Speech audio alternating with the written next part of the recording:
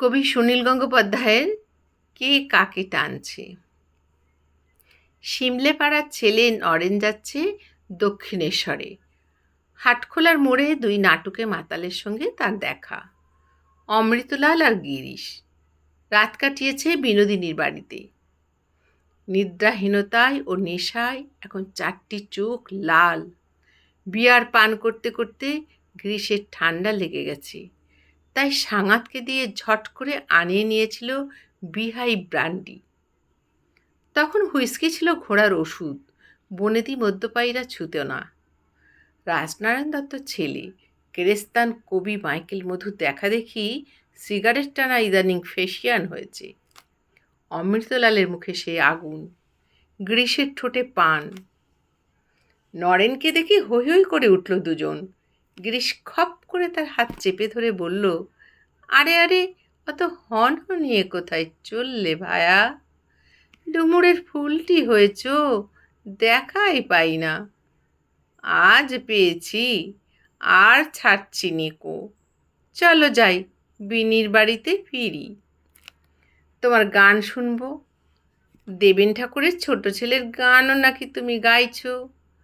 কেমন সে গান? রসের টইটম্বুর না ধর্মে মাখো মাখো? নরেন একটুক্ষণ হাস্য পরিহাসের পর বলল, হাত ছাড় গিরি, যাচ্ছি দক্ষিণেশ্বর, এখন সময় নেই। গিরিশ ঠোঁট উল্টে অবজ্ঞার সঙ্গে বলল, সেই পাগলা ঠাকুরটার কাছে? সে তোকে কি দেয়? চাকরি দেবে? সংসারে অনটন জ্বালা যন্ত্রণা ঘোচবে? ওসব বুজরুকি ঢের দেখেছি ভায়া। ওসব ছাড়ো, সুসময় অযথা বয়ে যেতে দিও না। নরেন রাগ করে বলল, তুই শালা স্টেজে মেয়ে নাচাস, তুই এসবের কি বুঝবি? গিরিশ প্রমত্ত কণ্ঠে বলল, কি আমি বুঝি না? চৈতন্যদেবের নামে পালা নামাচ্ছি, দেখবি কেমন ফাটাবো।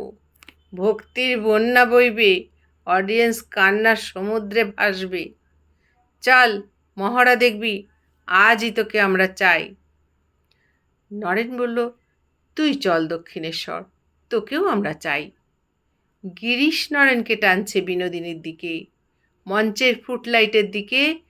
নরেন গিরিশকে টানছে গঙ্গার উত্তর কূলে, পঞ্চবটির প্রাঙ্গণে।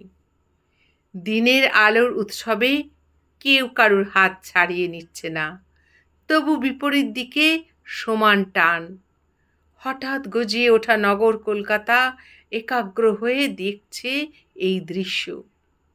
একদিকে মোহময় প্রমোদ, অন্যদিকে রসে বসে মুক্তি। একদিকে শিল্প ও আত্মক্ষয়, অন্যদিকে ত্যাগ ও পরার্থপ্রিয়তা। খুবই মৃদু ও অসম্ভব জোরালো এই পারস্পরিক আকর্ষণ। কেউ জিতবে না, কেউ হারবে না।